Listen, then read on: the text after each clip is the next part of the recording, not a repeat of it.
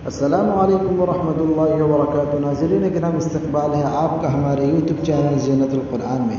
देखिए, अभी इस वक्त तो जब उनको गिरफ्तार कर लिया तो पुलिस की रिमांड में वो रहेंगे 180 दिन।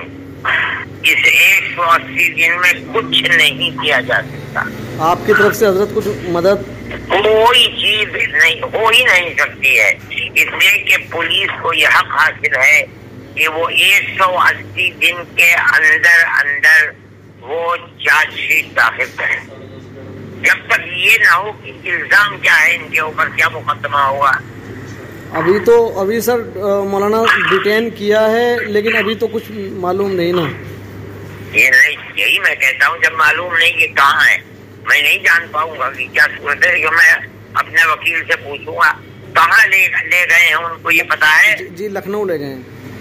लखनऊ ले गए। जी जी ठीक है, मैं मालूम करूंगा अपने वकील से बम्बई में कि क्या किया जा सकता है।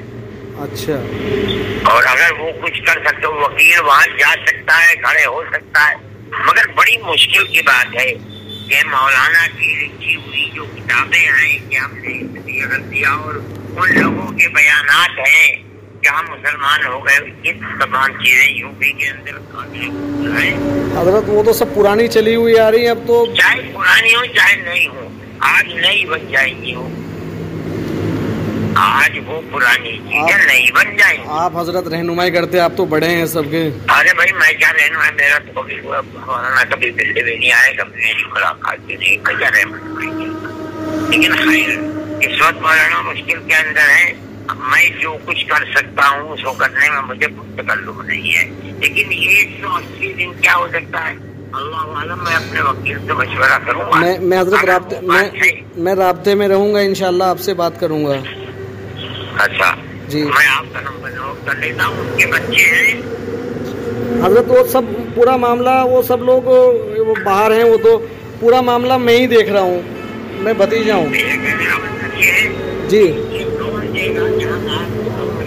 किसी को भी हम वकील बनाते हैं, ये तो जरूरी है। जब जो हमारा वकील जाएगा वो हजरत मैं सब इंतजामात सब करा दूंगा। यानी अगर वकालतनामे पे दस्तखत भी कराने होंगे मैं करा के दूंगा। ठीक है। ये वकालत बच्चे कहाँ हैं? वो बाहर हैं, सब पढ़ने के लिए गए हुए हैं। कहाँ गए?